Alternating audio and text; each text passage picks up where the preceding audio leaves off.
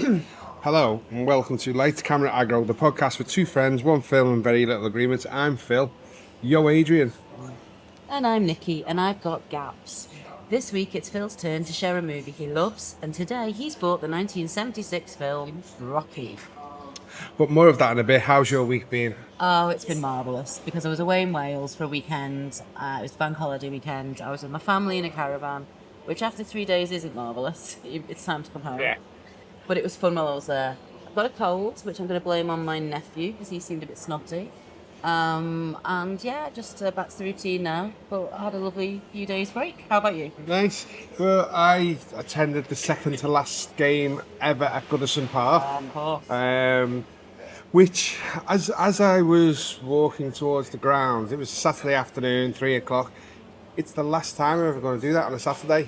When's the last game? Is that It's on a Sunday at 12. Okay. But it also dawned on me at the time that this could be a lot of people's final game. Yeah. So it was quite emotional within the ground. The 1878s, they put on this wonderful display. There was all like ticker tape dropped when the players come out. It was all flags around. It was an amazing atmosphere. But, it's a couple of weeks till the final game, and I got kind of emotional, maybe a bit too emotional at times, but I got kind of emotional seeing how people's reactions were to their final times at the ground. The last game is going to be more of that, I guess. Oh, God, I'd be blubbering mess, I think, by the end of it. So, anyway. Before we start, remember, this is going to be full of spoilers. It makes me laugh when we say that when it's a film from 1976. If you're like me, and until last week, I hadn't seen Rocky. So now's the time to pause the pod and come back when you're done. We will be waiting. So, why did you choose Rocky? Well, it's one of my childhood favourites. I remember watching this as a child. I mean, I've seen it a million times anyway. But just the story of inspiration of somebody who's a down and out and gets their chance and takes it. It's just, for me, it's just a great story. And I also thought, you hadn't seen this, and I treasure this movie, and I know your thoughts before of watching Rocky, just think it's going to be this action boxing movie and stuff. And Never presume to know what I think. Oh no, we discussed this. Yeah. And it's more of a character-driven story. Yes, it revolves around boxing and things like that. And I honestly think if you were the age you are now, when this was released in 1976, you would be all over it because this was nominated for 10 Oscars, and I know what you're like for Oscar films. Well, okay, that's a separate issue. So I'm going to take that. I'm going to say out of context. Just because something wins loads of Oscars doesn't make it good. I've never seen Titanic. I'm not interested in Lord of the Rings. Okay, that kind of thing. Do I mean Lord of the Rings? Yeah, Lord of the Rings. Yeah. Okay, so that doesn't necessarily mean I would have watched it. But I do like seeing what films are nominated and, giving them a go. So the chances are I would have seen it had I been around in 76. Exactly. And the fact that, obviously Rocky has turned into a bit of a trope of an action movie now with boxing and things like that. But this is a character-driven story about, a guy who's not very intelligent who's suddenly thrust into this big limelight. And I think you would have got a different tone from it back in 1976 to what Rocky evolved into. Well, okay, it's interesting you say that. So first of all, to reiterate, I've never seen it until this week. And I am aware that there are sequels after sequels because I see them, I've heard of them, but I don't know anything about them. So you're sort of saying, what it's evolved into. I have no idea what it's evolved into. My preconceptions, and I'll share them now, prior to watching it was a boxing movie. I'm not interested in boxing as a sport. I don't watch it ever. I don't care. Good for you if you do. I don't want to watch a movie about it. And I think I've probably seen parodies. I've certainly seen the running up the steps, and I've seen a montage and the music. So I've seen the bits of it that you could say are the essence or key things, but I didn't know how they fitted into a story. Before I watched it, I looked it up on IMDb. And I was immediately put in. Quite a lot of men and not a lot of women. So I was like, oh, great. Yeah, whatever. It's not written for me. The Bechdel test. I know it's going to be slightly flawed these days. It doesn't necessarily mean it's a bad film. But I did note that there were only 2 named women. There were a few women that are called someone's secretary and that kind of name. There were 2 named women. One was Adrian and one was Marie. So I thought, right, I'm going to look out to see if Adrian and Marie speak to each other, and if they do they do it for anything other than the map? Well, spoiler, they don't speak to each No. other, so we don't need to worry about Bechtel. It's just not even in the running. But the vibe of it, the fact it's a blokey boxy movie, just put me off and was not for me ever. However, I did watch it with no minds. And the only other thing to say before we actually chat about the film itself is when I was doing a little bit of pre-research, I didn't know, and I think this is an interesting thing that the world should know, and I'm guessing the world does know, but they certainly don't talk about it as much as they talk about other things. I didn't know Sylvester Stallone wrote it. Yeah. And that gave me a bit of a, oh, okay. I've suddenly, before I'd even watched it, I've got more respect for him now. So because obviously I'm all about the writing. I'm a writer, I like writers. And I thought, oh, okay, that's more than I thought he was. Yeah. Which is an interesting sort of issue, why the world doesn't know, why I didn't know that when I know about the training montage, for example. Why didn't I know he wrote it? Anyway. So there's a whole history about the actual script of Rocky, and he actually sold it to a network, and they tried to retool it, and he was furious with them. And he's actually friends with Henry Winkler, and Henry Winkler, who was Winkler? him as well. Just double checking we're on the same page.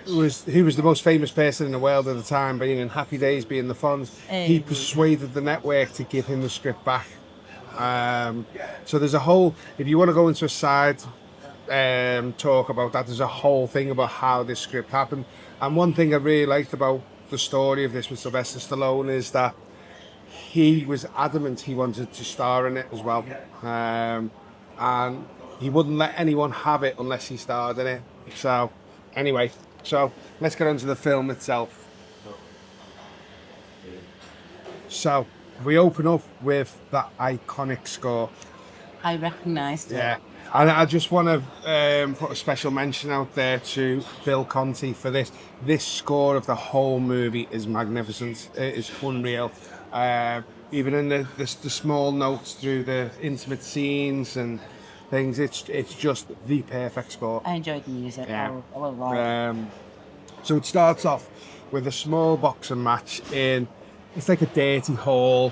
You can see it's not being reffed very well. There's underhanded blows going and stuff. And then during the fight, the opposition guy who's fighting Rocky, the Italian stallion, headbutts him, which gets Rocky angry, and Rocky just beats him to a pulp to the ground, so he's pulled off. But you can see he's not in the glitzy, glamorous world of like professional boxing. He's just an amateur. At this point, I was like, oh, so it is a boxing film. Yeah. But yeah. So you see him head back to his dressing room, and he puts on his dressing robe to reveal the Italian stallion, which is a great name for a boxer, Which gives him more sort of kudos than he actually has at the time in his career, I guess. It's a good name, but he's not very box. Yeah, and then obviously you then see him walk home then, and you see, you can pick up pretty much early on, he's in Philadelphia. It's a bit run down. He's not in a very posh area and stuff. Tough neighbour. Yeah, but everybody knows him. Everyone's like, hey, Rocky, you're okay, Rocky, and stuff like that. And he gets back to his apartment, which is really scruffy. Did you pick up on how scruffy the apartment was? Can I make a point about the apartment? Which Yeah. I don't know if you will thought about. It might just be me and my weird head. So it really reminds me of Johnny Castle's apartment in Dirty Dancing. I don't know if that's just because, Dirty Dancing is supposed to be set in the 60s, 1963, this is 1976. Similar size, similar cupboards, a red glowy lamp, and it's no room at all. And it really, really reminds me of that. And I was thinking, is this just like a sort of American shorthand for you've got no money, this is a shite place to live? I don't know. Or did Johnny Castle's room take inspiration from Rocky? Maybe. It was made in 1987. But what was interesting was both of those characters are like, I guess, people that you're rooting for who don't have a lot going for them beyond their one talent, dancing, that is Dirty Dancing, Johnny. And boxing, I guess, is Rocky. I just thought it was a nice little thing that was in my head. It might just be me overthinking it and trying to bring Dirty Dancing into the story. You're probably thinking, oh my God, I'm watching Rocky, can I relate it to something else? I thought it was an interesting apartment because it reminded me of another interesting apartment. Well, you see him feed 2 little turtles that he's bought from the pet shop, right? So, interesting fact. As of 2022, Sylvester Stallone still own those two turtles. Someone's been on IMDb trivia because I also read that Yes. in my post Yeah. reading. He then, you know, Can I interrupt you about the turtles? go on. So I was desperate to work out what this metaphor was. Why are the turtles? Why aren't they any other pet? Because it's quite a specific thing. And then I read somewhere, and at the end when I talk about stuff I've read, I might be able to work out where I found it. The turtles represent Rocky. The turtles represent Rocky. Right. Because he's kind of literally slow and slurry and takes his time and kind of, ambling around the neighbourhood. He's not kind of, until the training montage, he's not rushing anywhere. Yeah. And I thought, okay, that's quite. And I like the idea that they've done that. And it didn't come into my head at the time, and I had to look it up. But anyway, interesting choice. Fair play. So we go to the next scene where he visits the pet store, where we meet Adrian for the first time. Talia Shire. Yes, I'm glad you pronounced that. Oh yeah, she's from The Godfather. That's how I know her. She's very shy, very reserved, and I will say, absolute casting perfection for this. She is absolutely awesome in this role. I completely bought into her character. Yeah, and you can tell he likes her. You get the vibe she likes him because she keeps looking at him, but she's really, really shy. And it takes a while to figure out why she's so shy. But yeah, she sold him the turtles and things like that. I only started to even realise I was supposed to warm to Rocky as a character when he was with Adrian. Yeah. At that point, I mean, obviously, it's all new to me. I'm watching this film. Where's the boxer? What's going on? He's wandering around. Don't really know what's going on. And then he chats to Adrian, and it felt like, oh, we see he's supposed to be a nice guy. I didn't really know whether he was or not up to that point. But she's brilliant. And I remember thinking, in The Godfather, I don't remember thinking, no offence to her, don't remember thinking she was that great. I've seen that a few times. She is, but you know what I mean. Here, I thought she absolutely owned every scene she was in, and I was only really engaged in his story when she was on screen. And I found that an interesting little... Yeah. Is that just because it's very bulky Mathin, or is it just because she's weird? I don't know. We'll work that out later. So we then find out that Rocky works for a couple of thugs where he's just a bit of an enforcer to get money back. But he doesn't really want to hurt people. He threatens them. The guys told him to break this guy's thumb, and he doesn't. And he goes, look, if I break the guy's thumb, he won't be able to work, so he can't pay the money back. To which one of the thugs goes, you don't think, I think, and you do, and stuff like that. So you can see Rocky's... He's mixed up in a world he shouldn't be. He's not very intelligent. He's a bit hapless. Yeah. Anyway, we move on to the gym, where we find out Rocky has lost his locker. Yeah, we're introducing the character of Nicky, Burgess Meredith. Okay. Yeah, is that how you pronounce it? Oh, I don't know. I don't know him. Yeah. I watched this for the first time last week. Right. I'm vaguely aware that it's still Stallone. I first came across him in the campy Adam West TV Batman series. He played the Penguin. Okay. Right. So, Niche. and it was only in later years that I realised it was the same person. But you can see Mickey. He's basically he's like always angry, he's shouty, he's a small man, and he's having a go at Rocky because he's a nobody and stuff. And I got from watching this as I was doing it for the podcast. You can see from this scene he realises Rocky could be something, and he's just wasting his talent. I could see it from that scene. It's also later on it's actually fully put out, but you could see that he's disappointed in Rocky and what he's doing.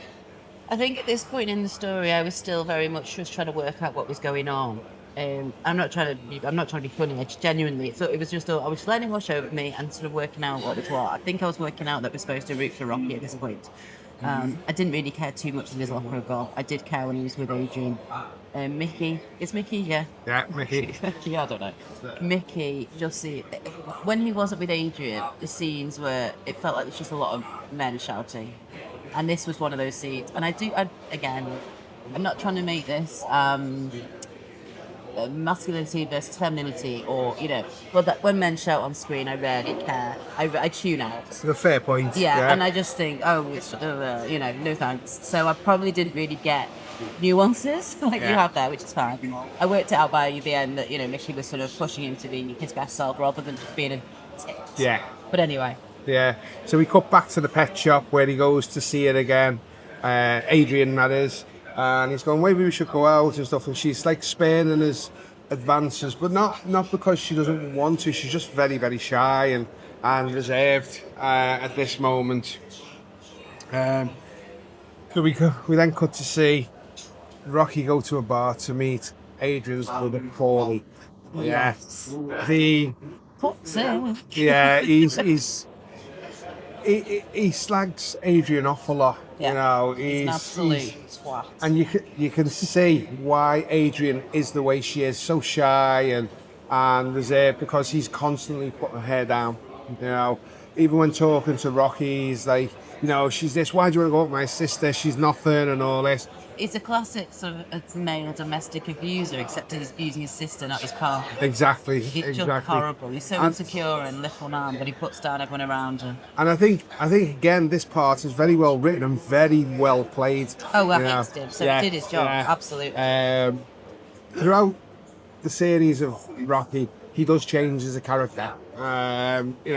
He's always a bit of an arsehole, but he's not as bad as what he is. And you couldn't have him in the entire series and be that bad all the way through, because you wouldn't want him there. So he had to evolve. And in the background in the bar, did you pick up on the TV that they were advertising Apollo Creed's latest fight? Possibly. Yeah. Okay. Yeah. I can't remember the name of the boxer he was meant to fight. But then we cut to a scene where Rocky's walking home from the bar, and we see young Marie with some bad people, And now this is good, because you can see Rocky's a good person, because he's like, what are you doing hanging out with this? He gives it a bit of a lecture walking home. I still wasn't convinced at this point by Rocky's, that I was supposed to be completely all in on Rocky. Bearing in mind, you've got to remember, I know nothing about this film, so I'm watching this guy to work out, am I supposed to think he's an okay guy? And I feel like he's really patronising. Well, maybe. And maybe in 1976, that's exactly what lovely young men in the neighbourhood do. I don't know. Yeah. At this point, I'm like, oh, well, so this scene, and I only picked up on this scene, right, through rewatching this. Okay. So when we go to the final Rocky movie, Rocky Balboa, when he's older, he meets Marie again. Oh, don't where tell, she's a senator or something. No, she's got a kid. She's a single parent. She's down on her luck and stuff. And he's got a little restaurant, and he says, "Come and work for me" and stuff. And it's quite nice. You'd have to see it. But I know, I would have to see it to make a comment on that. I just feel like him telling a local girl, "Don't be a whore," isn't. I don't really. Butt out. Well. He's got good intentions. I think that I would agree with you there. I think he's trying his best, but I don't know if it was the right. And you've got to remember, he's not the brightest, so his weirdology wouldn't be the best. Yeah, I did like it when she said "screw you." Yeah, I felt like similar. Yeah, but I get his intention. So we're then introduced to Apollo Creed. Carl Weathers. Absolutely, again, perfect casting for the part. The mouth. He is just the mouth. Yeah. And you're like. Later movies, which we are going to go into a couple of later movies throughout the course of this podcast over the years. Today? Not today. No, my next film's not going to be another Rocky movie, don't worry, but we'll go to Rocky 4 at some point in Rocky Balboa, just to pigeonhole so what it evolved into and how they managed to end the film series. But he's just all mouth, and he's great at it, Carl Weathers and stuff. So at the moment, I'm rewatching Arrested Development. I just kind of pop it on every few days, do a chunk of episodes. And Carl Weathers is in it as Carl Weathers. And so as soon as I saw his name on IMDb, I'm like, oh, that's who Carl Weathers is. Which is, I don't even know what the joke is in Arrested Development for him being in it. But he is in it. And obviously, it must be something to do with Rocky. I don't know. Because his IMDb shows he's in other things. But this is his big thing, isn't it? This franchise. Yeah, so, I mean, he's in another big 80s movie, Predator. Okay. Not on my radar. Oh, that will be soon. No. Now. But Well, anyway, back to the film. Yes. You find out the fighter that he was supposed to fight has broken a metatarsal, so he can't fight. So he comes up with this idea. The fight was supposed to be in Philadelphia. Why can't we find a local fighter who's a nobody to fight the world champion? He thinks it'll bring the people together and it's great for business and stuff. So they start searching for names of fighters. They just want a good name rather than somebody who's going to challenge them. They've only got 5 weeks to train for the fight. Yeah. So Apollo comes across the name the Italian Stallion and thinks it's absolutely superb, and then puts the feelers out to see if Rocky would be interested. And this is very much a really nice little way, I think, and you can tell me if I've got this right or wrong, if you are obviously the expert on Rocky here. Yeah. This sums up the entire issue or personality of Apollo Creed.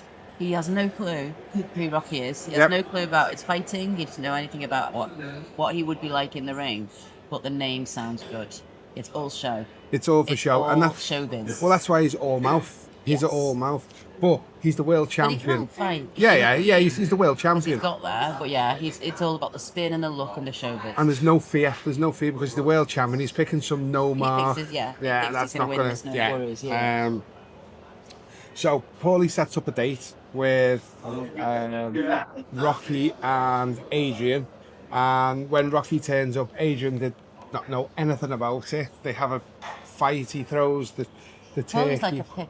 Yeah. Horrible. I knew you'd pick up on this. Of course. He throws out the turkey for Thanksgiving that she was cooking and says, "Look, you got to go out now." So she ends up putting a coat on, putting a hat on, and they go out. And they go to an ice rink, and Rocky pays the guy who's about to close. They like $10 for 10 minutes or something.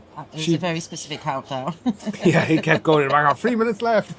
I did like this scene. Nicely done scene. She puts on skates. He doesn't. He walks around the ice rink as she skates. But the character interaction was just really well done. You know that I like a film where it's about relationships and two people. This was a lovely scene.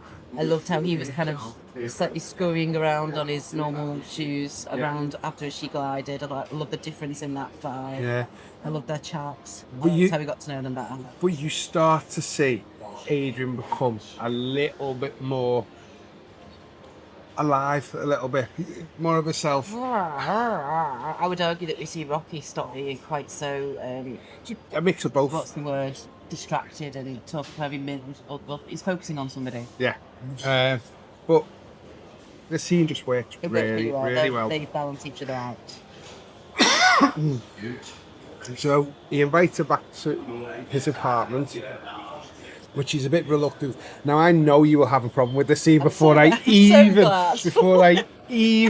When I was watching this, I was like, I've got to talk about this. This scene does not hold up well. No, it doesn't. It does not. And I wonder how it went down in 90s. Well, I know how it went down. Everyone would presume it was a lovely romantic scene. Yeah. So she goes back into the apartment. You know, he convinces she doesn't want to go. She clearly states her boundaries. She doesn't want to go back to his apartment. And he convinces her, and she goes. And when she's in the apartment, she clearly states she's uncomfortable being there. Yeah. Just to put it on the map. He does sit down on his couch, which has got like the most amount of shite on a couch I've ever seen in a film.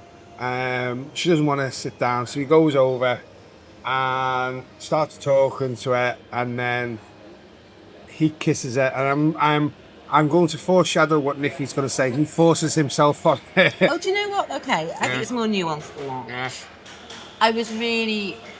I really did not like Rocky in this scene because he doesn't listen to her. And if he likes her so much, and I believed up to that point that he did, and they just had a lovely ice skate scene together, he should, when she says, I feel uncomfortable being here, he should say, okay, let's go. Or he shouldn't try to get her there in the first place. Yeah, fair play. So he literally does not listen to anything she says, and that does not sit well with me, and it does not sound good now.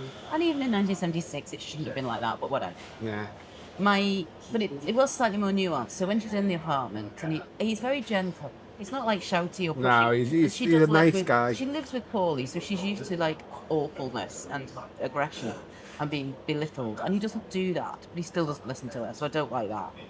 And I'm literally thinking, oh my God, let her go. She doesn't leave. But then we know she's very shy and she's having to use all her strength to Yeah. say, I'm not comfortable. Yeah. So because of her constantly being clear with what she says, there's no miscommunication. He just ignores her. Yeah. But then when he goes to kiss her, I can't. Now you will remember the wording because you know better than I do. I've seen it once. He doesn't immediately go right. He asks her He first. does. He I felt like asks there was her. an element of consent Yeah, involved. yeah. But it was the first time in that scene there was consent. Up until that Yeah. point, it was all what he Yeah. wanted, not what she wanted.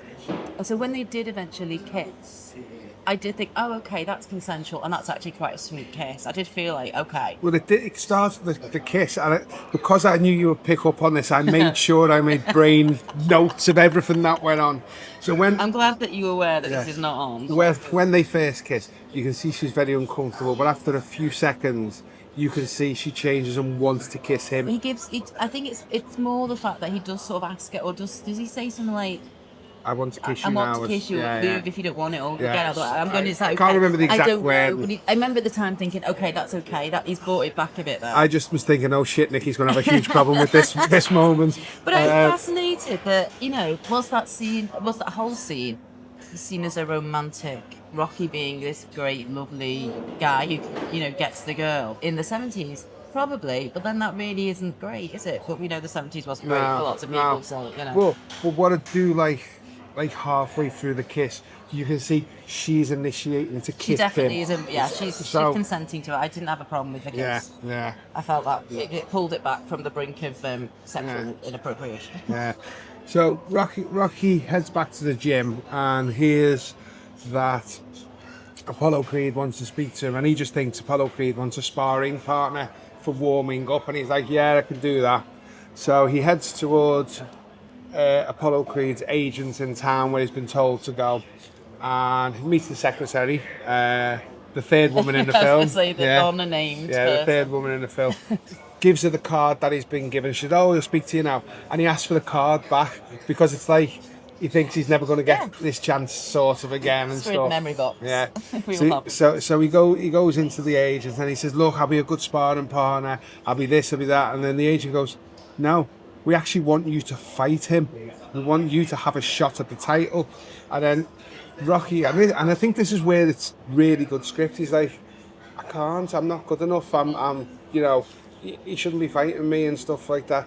And he's looking a bit confused. He's like, why would he want to fight me and stuff? And as we leave the scene, the agent's trying to convince him, and Rocky still said no at this point. Because he's like, no, I can't be fighting. He's the world champ. I can't be fighting that. It then cuts to Paulie's apartment where Adrian, who's looking glowing at this point, you can see she's changed a little bit and stuff. The best out of it. Yeah, they're meant to be. I don't like that your narrative is he's saved her. No, he's not saved her. He is saved her. No, it is both saving each other, right? Yes. And you can see on the TV Apollo Creed's doing his mouth, he's shouting off and all this kind of stuff. And you then see Rocky on the screen, so he's agreed to fight. We didn't know when he left the meeting, but he had actually agreed to fight. Pass me by. And what, I thought this was really sweet. As he's about to sign off, he goes, "Could I just say hello to my girlfriend Adrian?" And I just thought it was really nice, a really nice touch. Because she was like, "Oh, you didn't need to do that." He's like, "No, I wanted to," and I thought it was good. And then she says to him, and this shows a bit more character development of Rocky. She went, "All those horrible things he was saying about you, did it affect you?" And he's like, no, I'm all right. And then as he leaves, he goes, I'll tell you, it did affect me. I don't like it and stuff. And it just shows he's a bit more nuanced. He's not just thick skinned. Yeah. Things do get to him. He can be vulnerable with Adrian in a way you can't be with anyone else. Yeah. Can I also point out at this point, and I think we might have missed it, so I just want to go back for a second. At some point, there's a recognition by, I think, Creed's team that Rocky is Latin. Oh, he's a southpaw. Yeah. No, that's further on. Oh, that's further on. So you're jumping. So we see the next scene is Mickey turns up at Rocky's apartment. He's basically trying to convince Rocky to let him be his manager, train him and things like this. And he's trying to show him all the scars he's got from fighting and stuff. And I never picked up on this till I actually watched this for the podcast. They've cauliflowered his ears, Nicky's Okay. ears, and I'd never really noticed that before, to show that he's been a boxer and he's been about. As in like the stuff. makeup department. Yeah, Okay. yeah, and you can clearly tell it's 1976. When you're watching in 4K, you can see it's Bit of plastic stuck on. But I thought it was an interesting touch. Okay. But rather than Rocky jump at the chance, Rocky's annoyed at Mickey for turning up. How dare he? Yeah. Because he's like, you took my locker away from me, sorry. And he has an argument with him, and then Rocky goes to the toilet. Mickey goes to open the front door and closes the front door, but doesn't leave to go, like, I need to do this, I need to do this. And Rocky opens the toilet door and sees he's back in it and closes it, so Mickey leaves. Was that the toilet door? Yeah, he was in like a it's toilet. apartment. Yeah, he was in like a toilet because okay. Mickey wouldn't go in. If it was just another room in the apartment, he'd open the door, wouldn't he? I thought it was his apartment door because then. No, Mickey goes leaves. downstairs. Yeah, no, Mickey leaves the apartment doors. Rocky is actually in the toilet Okay. when Mickey's out about to leave the apartment. Okay, I don't know. So Rocky does this massive rant. Yeah. This is a good scene. Yeah, as Mickey's walking down the stairs, and obviously Mickey's disappointed, and it's frustration from Rocky's behalf. And as you see Mickey walk down the street, you see Rocky come out. He speaks to him. You don't see what they say, but you just see them shake hands and know that it's on. I really like that scene. I like the lighting of it. I like the Mickey down the stairs and the looking up, and he's now at the bottom and looking up at Rocky, whereas in the past, he's had the power of a Rocky. Yeah, I really well, if you enjoyed noticed, that imagery. whenever Mickey was interacting with Rocky, he was always stood on the side of the ring, so he was always elevated, and this scene reversed that absolutely. completely. It really felt, yeah. Look at me being intelligent. No, I enjoyed the look of it and the sound of it. The other thing, this is literally, I probably should have said this at the start, so I'm sorry to interrupt your flow. So Mickey, he just reminds me loads of, physically his face looks like Clarence from It's a Wonderful Life. I kept trying to work out why do I know his face. I'm DVing him. Wasn't anything I'd seen him in. It was Clarence from It's a Wonderful Life. And there's nobody, and they probably have, it's just me. Sylvester Stallone, certainly at this point in this age, it's Paul McCartney. Do we not have this? A little bit, yeah. Oh my God, all the way through. I've never seen a Sylvester Stallone film. Oh, you've got many to come. Jesus Christ. This was the first film I'd ever watched. I obviously know exactly who he is. I've seen him all the time, all my life. I've been to Planet Hollywood in Zurich, so I'm all about it. But I genuinely had never. I realised as I watched this is the first film I've seen, and he's just got beautiful Paul McCartney puppy dog eyes. And I really found him such a good person to be in this film. Whereas I think I've just pictured him as current day Sylvester Stallone doing his shtick, which is fine. He should do. He can do what he likes. But I really didn't appreciate how young and vulnerable he looked, or acted rather. So we'll touch upon this as we finish the fine. film, all right? We can do that. So we then see the start of a bit of training. Yeah. The raw egg drinking. Yeah. Watching him drink raw eggs made me gag. Is that about 6 eggs he throws in there and then just drinks it? One is too many. And you see him jogging through Philadelphia. In Converse. Yeah, I've wrote down in Converse. I have actually wrote that down. Made me laugh. I'm like, Yeah. right, I swear to God, he's going to get plantar fasciitis if he runs in those shoes. But did you notice right throughout, like, when he was training, even when it goes to the training montage, which we'll get to in a bit, his like, joggers have got, like, holes in them and stuff, so he's, he's not got much money and stuff. It's the classic grey joggers that every man of a certain age owns. Yeah. I've seen better days. And we get to the iconic stairs from Rocky, and but this isn't the run up the stairs. He's panting, he's puffing, he's out of shape. Before and after. And it's just to show the start of training, and he's not where he should be. He goes to see Paulie, who works in an abattoir, and he has a big fallout with him, doesn't he? And he starts punching some meat. There's like half cows hanging off. Gross. Yeah, it's not nice. I don't eat meat. Yeah. It just makes me feel sick. And the punching of the meat feels like the absolute metaphor for toxic masculinity. It's just so like on the nose. But it's not like he's just punching meat out of frustration, is he? Because he starts slagging off Adrian again, and that's where Rocky falls out. But then, by the sort of the end of the scene, it's kind of made up buff, So we cut to the gym, and we can see how things are starting to change a little bit now as Mickey's training him. Some young females come in and ask for his autograph, to which Mickey starts shouting and Females, stuff. Yes. hello. Yeah. But yeah, things are slowly starting to change for him. There's a scene where Rocky makes his boundaries quite clear to Adrian when he says there's no fooling around while he's training. Yes. Well, maybe he should have listened more to her boundaries, and then she would have quite so. Knew that was coming as well. Just gonna say. Right. So he's going home after training, and Adrian's waiting outside for him and surprise him with the dog from the pet shop she bought him as a running companion. Now this is Sylvester Stallone's own dog. Okay. Yeah. And at one point, to try and get the film made, he had to sell the dog and he had to buy him back. Yeah. But yeah, it was his own dog. And again, I was trying to work out the symbolism of this in the film. Is it because she's basically creating roots, creating a family?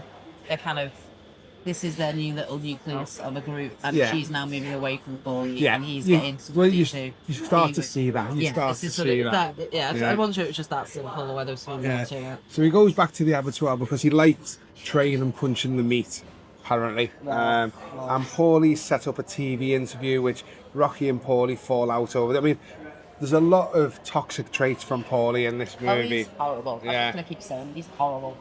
Yeah, but again, really well played and really well written at the time, because it'd be easy to come across cartoonish, but it doesn't at any point. He made me angry, which again shows that the actor did a great job, because I think that's what we're supposed to feel, isn't it? Yeah. But just to go back to the dog thing, the other thing that I thought about was, so everybody else at this point wants something from Rocky. They want to be his manager because now he's maybe going to get somewhere, Yeah. and they want him to use the abattoir for, Yeah. adverts and stuff. Yeah. A dog isn't going to do that. So Adrian and the dog are kind of unconditionally on Rocky's side. Yeah. They're not asking for anything in return. And even when Adrian's like trying to sort of get a bit of even when Adrian is trying to have a bit of a shag, basically. And he goes, I'm not doing that while I'm training. She accepts it and doesn't want, is that Yeah. okay, fine, and accepts his boundaries. So again, it's not getting anything in return for her unconditional love, like the dog. Now, whether or not, in life that's the right way to go, Yeah. give your all and no one get, whatever. But it's like those are the only people in his life, the dog and Adrian, who are not wanting something back. Yeah. And I quite liked that imagery. Sorry. Yeah.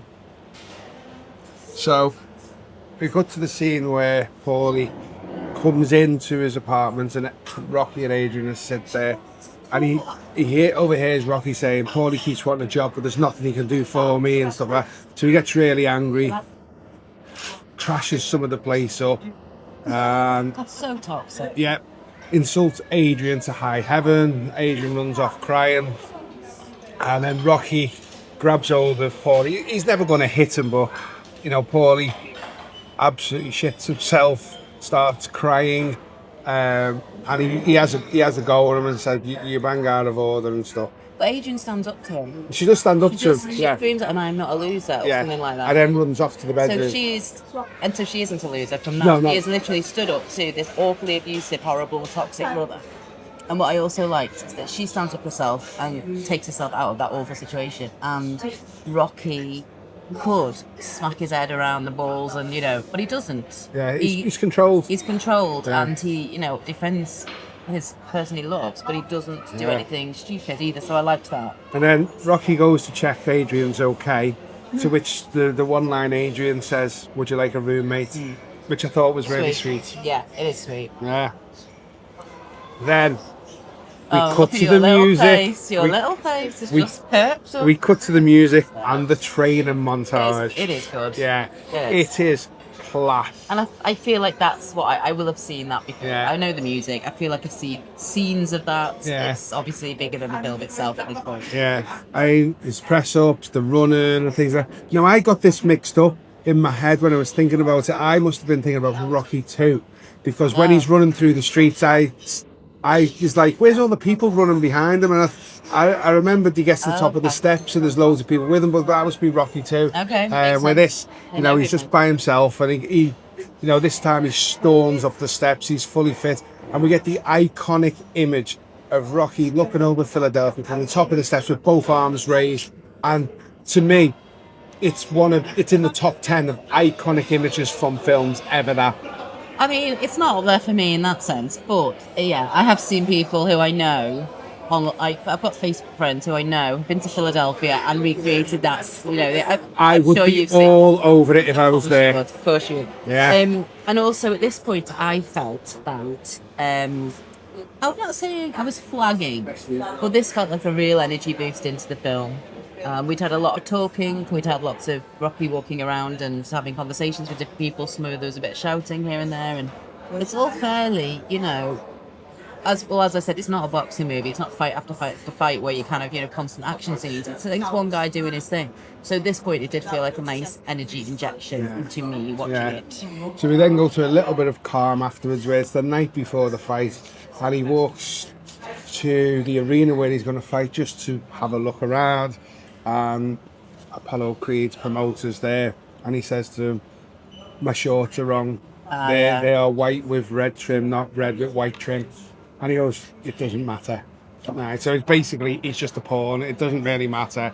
They're not really asked about him.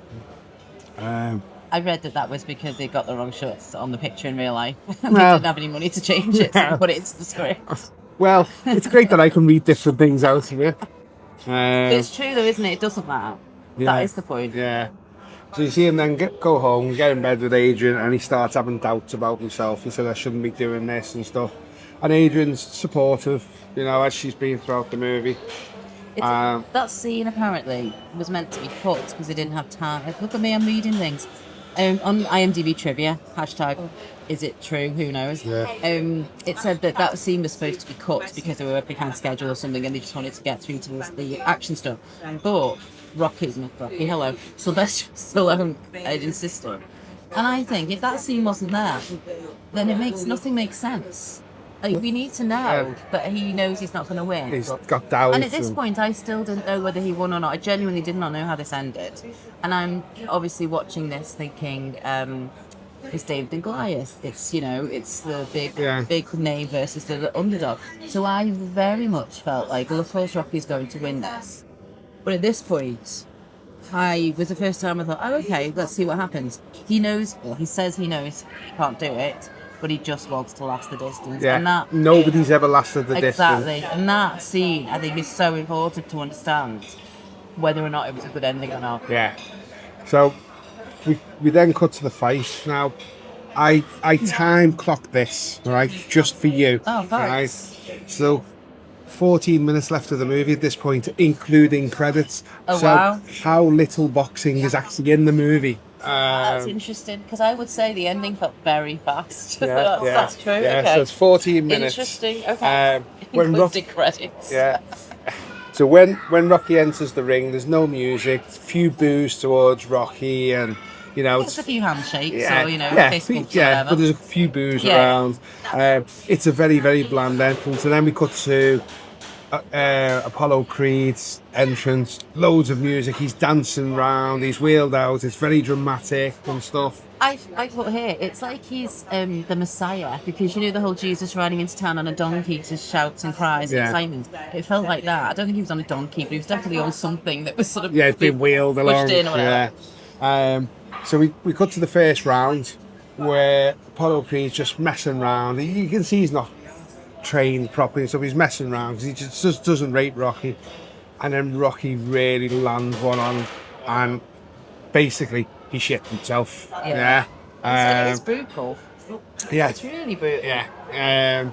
I've put then, these are in my notes, we have multiple rounds of toing and throwing now, because we don't need to go through everything that goes on through the fight, but you get one bit where Apollo's on top, one bit where Rocky's on top, and then at this point, you tuned out. No.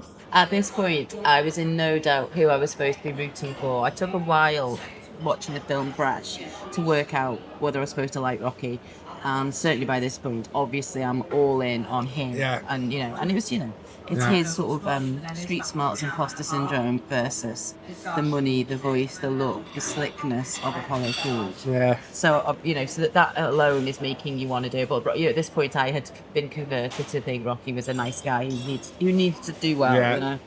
And then we cut to the final round, and in the final round, Creed starts throwing a few punches, knocks Rocky down.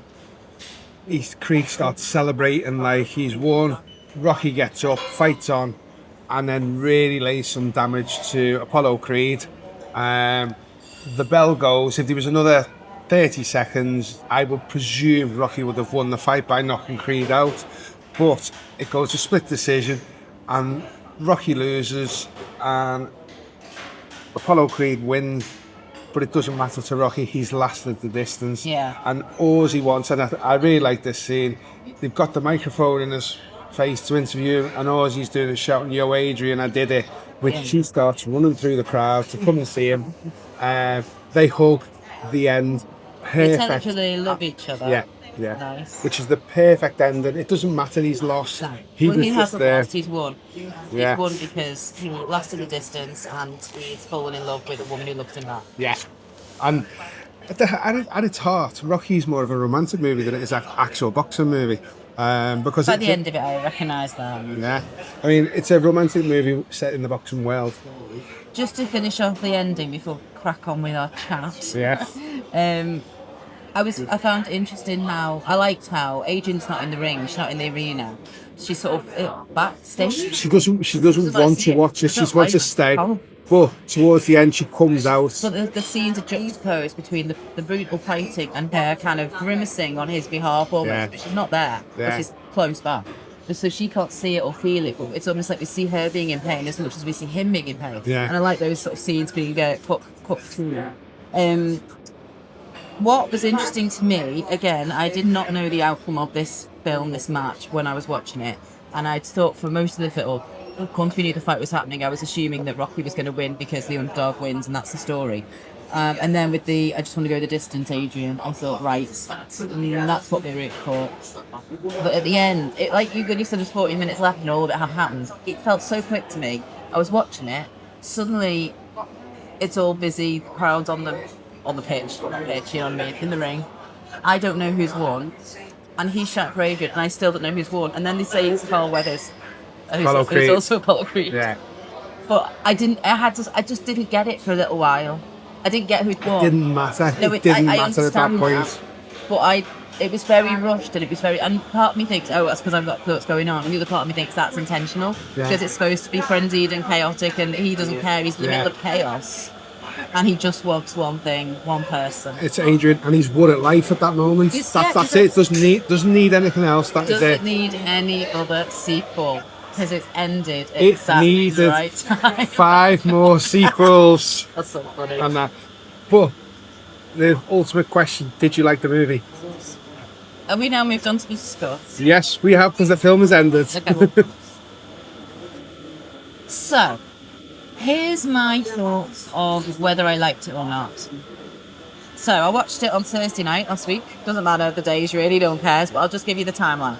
I watched it on Thursday night. I watched it with my partner, who also had never seen Rocky. He, at one point, said, "This is the most boring film I've ever watched in my life." I was watching it for this podcast, so I was not thinking about it being boring. I was thinking about making notes and paying attention. It went quite quickly. I stuck with it. It dawned on me quite early that this was not a boxing film, this was a character study. And that's more interesting to me than a sports film or an action film or whatever. So that was good. I realised I was looking at the exploration of one man's character. Took me a while to work out if I liked the man or not. And at the end of it, I thought, okay, I liked Rocky when he was with Adrian. I liked their story. Okay. Don't need to ever watch that again. Job done. Make the notes. Fine. Then the next day I went away to Wales for the weekend because, as I said at the beginning, I was away for the weekend. I was in Wales in a caravan with all my family. No internet, a very patchy internet. Lots of scenery and lovely walks. Lots of time to think. Had lots of lovely solo walks on cliff tops. Well, am I painting a picture? And all I'll say is, I just kept going back to it and it kept festering and I kept thinking, when I've got some internet, I want to Google this, I want to Google that. I came back on Monday and I'd already earmarked some articles I wanted to read, so I did. I read them all and I'll come to some of the interesting things they say in a bit. And I got to like Tuesday and I'm like, right, I think I want to watch it again. Now, I don't normally do that when you give me a film to watch. And I was actually disappointed when I found that I'd rented it for 3 days, but 3 days had passed, so I didn't have it anymore. And I'm like, am I going to pay for it again? No, I won't, because I've got things I'll say. I don't need to do it again. But had it, Christmas, it's on the telly, or I see in the Radio Times that it's on, I will watch that again. I enjoyed it more. Bonus. It took a while for me to work it out, and I wonder, had I just got on with my life the next day, been on the internet, done writing, and carried on with my life, would I have had the time to let it fester? Maybe, but I also don't think any amount of time would let Stargate fester, because that was like, no, thank you. So I did ultimately, eventually, realise that I enjoyed this film. It was a slow burn for me. Ah, that's interesting. Because I've always thought, and we've had many conversations about films over the years, and I've always said to you, Rocky, the original film, is different than what you would imagine. I have no interest in watching the sequel. That's It doesn't matter. I get to pick. Okay, but that film to me it's complete. Yeah. I get how money makers can go, oh, this is a good franchise, let's do another one, Yeah. But I don't need to see what happens next. I feel happy with what they've done there. My other thing is, like, obviously I want to add to this, is literally how good of an actor is Sylvester Stallone and a writer. Oh, I loved his writing. He And is acting, to be very, very good in I this. believed in it. And one of the issues with Sylvester Stallone, I mean, I like loads of his movies, but he turned into like this just action star, you Yeah. know. He become very muscly and very bankable action star and stuff. But he is a very, very good actor. I've seen him in lots of things where I really rate him in, and I've seen lots of stuff where he's wrote or written, and he's one of the most, for me, the most underrated talents within Hollywood. And I think that's just because he chose action movies like Rambo and Tango and Cash, probably all these things you've never heard of. I've heard of it, but I've never seen it. That's on the list. And Every one of those you put on, I'm putting a Shakespeare on. okay, I just think this is such a good film, really It's good a film. sweeter film than I thought it was going to be. Yeah, So I did some reading, but genuinely, yeah. I was interested to read around. What I'm quite happy about is the fact that you wanted to do more Yeah, research about it. I really enjoyed these articles, and I think what I noticed straight away, you Google Rocky discourse. I mean, there are so many hot takes on the internet, obviously. So I've obviously quite a lot of them as well incorporate Rocky into all of the other films, like Yeah. Rocky 1, Rocky 2, 3. So I've just focused on stuff that focused on Rocky of the film. So there was an article called Transcending Masculinity by Heather Collette van der Rohe. And I really enjoyed this because this very much was how I accessed this film. This felt like a blokey masculine film. And it's analysing masculinity. Toxic masculinity is represented by Paulie. Yeah, And non-toxic, I guess, is Rocky. But then there's also the fact that you're looking at class and prospects and sort of poverty Yeah. going on there. They're in a really tough poor neighbourhood. But there's one line I think where Adrian says something like, why do you box or why do you fight? He goes, well, I can't single dance. All he's got is his ability to have a fight, and he's not even the top of his game at that. Really. well, that's a good scene. I didn't touch upon that scene, but that's a good scene because he says, I wasn't given a brain, I was given the body. And Yeah. then she replies, well, I didn't have the body, I had to use the brain. Yeah. And she was always told that, and he said, you're the most beautiful person I've ever seen. Yeah. There's a lot of shouting in this film. Men not even shouting in anger, just being loud.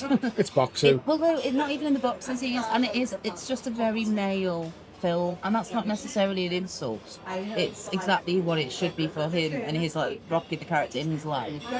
It feels right, and the fact that it doesn't pass the Bechdel test, probably if you tried to make it, would probably weaken the impact of the film for this, because this is like his life, and it's like this, all the guys at the docks, he's threatening people for money, and Adrian is this, when she was on screen right from the beginning, that first Pet Shops, that lit up the film to me, not because she's some like amazing animatic person, just the fact that her presence in his life is a sort of, it's like a little bit of hope, even if all the hope is that he just gets to chat to the pretty girl in the pet shop, or the girl that he relates to in the pet shop. That immediately just gives him more light in his life. I enjoyed her scenes with him all the way through, particularly from the beginning. But the scenes with them two together, I mean, like, the journey that they go on together where, you know, she's this shy person hiding behind the glasses and all this kind of stuff, to the end of the movie where, you know, no glasses, hair's done, dressed differently, but also his journey changes as well because he's less thug-like towards the end of the movie. She definitely she's the releases influence. him Yeah, from his potential toxicity. it's not a case of him releasing her to be beautiful. No. She already was. Yeah. But she found her way by being with him, and he found his way by being with her. They were meant to be together. Because basically, with his support, she gets out of Corley's control, which I think is useful for her to blossom. Yeah. There was a really, really interesting article that I did not pay the money to see the whole article because I would have had to pay for it. So I feel bad that I need to bring it up. But, it's an academic paper, right? Right. No, but listen, right. And so, when you write an academic paper, you have an abstract at the beginning, which is like a summary of what you're then going to research or investigate or write about. And so I was able to read the abstract, but I couldn't read the rest of the paper because I had to pay for it. And I thought, do you know what? My commitment to this pod is not that great, but I will read the abstract. Yeah. And it was really intriguing. And I had to read, maybe I should have both bought the thing. It was a neurodiversity reading of Rocky by Kira Maloney. And, the sort of the tagline is, she's got gaps, I've got gaps, together we fill gaps. Which I absolutely love that as a sort of idea of when you meet somebody and you fill each other's gaps, not in a creepy way, but in a literal way. They're non-literal. But it talks about how 20 years, so 1976 was about 20 years before the term neurodiversity was coined, if you like, or started being used. You could look at this film with a neurodiverse lens. You could say that Rocky presents as having ADHD and Adrian presents as having autism. So you're saying shy, how it's referred to in the film, it's just shy. Well, there's an element of, and this is why I felt very protective of her, when she was very clearly stating her boundaries and he was very clearly ignoring them. But that aside, because let's just take that as being a quirk of the 70s and we're not supposed to hate Rocky for it. I really liked reading the abstract, not the whole paper. I'm sure people should look up the paper if they want the whole thing. I really liked the idea that these two people are representing neurodiversity and how that works in relationships and how they balance each other out. Because you can't picture anyone else being with Rocky. No. Who would put up with him constantly he doesn't stop. He's constantly moving. He's constantly moving. He's constantly talking. Constantly talking. She's constantly not talking. Yeah. But then when they're skating, she does answer, and they do. They interact well. Each other. They do. So I really enjoyed that idea that that's sort of a neurodiverse relationship. I really enjoyed that. If I enjoyed it even more, I would have read the whole thing. Okay. Well, one thing which is, obviously you're not going to watch all the Rocky movies, and I don't advise you to, but constantly throughout the franchise, he always seeks her approval for things, because he always looks up to her, and if she's not by his side, he's never as confident. He needs her. 100%. And you could argue that she needs him in this. I mean, I would never say anyone needs a man, but you could argue that she needs him in the sense that he gives her the escape route from Paulie, which she really benefits from, and it's horrible that she was living in that. But it's not just like, he's let me move in with him, so I'm gonna have to stay with him now because he's sort of helped me out and I feel loved. Yeah. No, you really feel like they do. They belong together. I really bought into that, and that's what I liked about the film. I was talking to you before about the turtles, and it's from an article called Ruthless Reviews by Bartholomew Cobb. All these articles will go with the show notes, by the way, because they are really interesting. And it's basically the idea that he is turtle-like. The line is like his famous slow slurring speech, a caricature which haunted his entire career, was there to evoke, the tortoise. And he talks about the tortoise in the hair. Yeah. And Apollo Creed, who is all flash and all show and doesn't even look at the fact that Rocky's trading in a meat factory, and doesn't look at the fact that, he doesn't even know he's left-handed. At one point, that's a surprise to the team. He's the hair. He doesn't pay any attention to his competition. He just thinks he's going to win. It's a great analogy. Well, the Apollo Creed character, I'll spoil some of the future franchises for you. They become friends. They are friends, Apollo Creed and Rocky, and they help each other out. Does Apollo Creed lose his arrogance, and has he kind of realised he's not as superstar as he thinks he is in the first film? He's always the mouth. In public, he's the mouth, but behind the scenes, he's a bit more, humble. Yeah. Okay. Like it. I'm not going to watch the sequel to Rocky is a rematch. Then Rocky 3, he fights Mr. T, and he's lost. Sounds Yes. madness. Yeah. Well, when you throw in he wrestles Hulk Hogan as well in the same movie. We can't watch the Hulk Hogan films anymore. Yeah. He's gone to the But, dark side. but in that movie, he loses his edge and Apollo helps him get it back. The fourth movie, he fights a Russian, Apollo dies.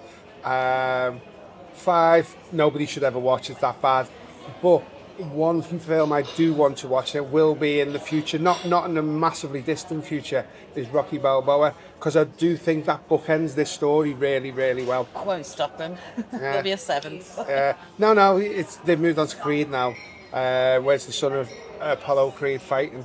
But the Rocky Balboa film bookends this really, really well. Okay. The other thing that I enjoyed reading about, so this was by Jason Fraley in a article called The Film Spectrum, and it was the symbolism of cages. And I mean, it's a long article, you should read it, but I really enjoyed how. So again, this is the kind of thing I wanted to pick up on had I bothered to watch it for a second time, but I didn't really notice the first time through, and I'm just sort of watching it to get the notes for this. In the pet shop, Rocky and Adrian talk to each other either side of a bird cage, so it's like they're literally caged in their lives. Yeah, it was good frame shot, that. And I don't know if they are lovebirds. It would be nice. I think maybe they are, because that's what he references. Lovebirds are between them. They can't quite get to be lovebirds at this point. They can't quite get through the cages that they're in. Or probably the cages of their neurodiversity, probably the cages of their situations in life. Adrian's life is definitely caged. Like looking with Paulie, she is like a caged animal. But then we see in that shot, we just see the bar, like Adrian close up through the bar. Yeah. She's in that cage. The cinematography is amazing with it. It is very good. Yeah. When she's with Rocky, she is out with her caged life with him, so she's freely skating through around a nice ice rink. And then in the later scene, when Adrian decides to move in with Rocky, we see an empty bird cage behind her. I didn't notice empty. that. No, I didn't. I want to go back and watch it, but Yeah. Jason Fraley has written about it in Film Spectrum. It's so good, and those are the kind of things I love in films, but it's so hard to pick up on it all when you just watch it for the first time. I do need to watch this again. I'm going to have to buy it. Nah. It is weird. I mean, you could probably buy the whole Rocky collection for about $9.99 now. I'm not going to do. I don't think. Right. I genuinely don't think there needs to be a sequel. Can we go back in time? Honestly, that film felt very complete to me. I think, like, I'll agree with you on some of the sequels, but when you watch Rocky Balboa, when he's older, he's an older man, and well, basically, Adrian's died of cancer, and he's got a lot of anger in him. Spoiler. Well, you're going to watch it anyway. So it just bookends the story really, really well. Yeah, I think we should leave that there for today. I was going to say one more. Go on. I'm not go going to on. go riff on it because Yeah, it didn't go on. really. I don't know if I agree with it. I just read it and it was good. It's going to be in the show notes. The Ambivalence of Rocky by Will Barber Taylor, talking about how this particular film fits really well and represents Reagan politics. I read it and I thought, oh, that's interesting. But I don't know. It's about individualism. No one, you're on your own. You have to make your own law. All that sort of stuff. You know, basically conservatism, isn't it? Yeah. Yeah, it's another. It'll be in the show notes. Well, so we can read. I definitely think what we need to do is always provide reading material. Okay. Well, you mean our voices aren't good enough? So, anyway, next week it's your turn to choose a film. Have you decided what it's going to be? I have. It's got absolutely zero boxing in it, but it does have some arguments. There's going to be some rowing. Okay.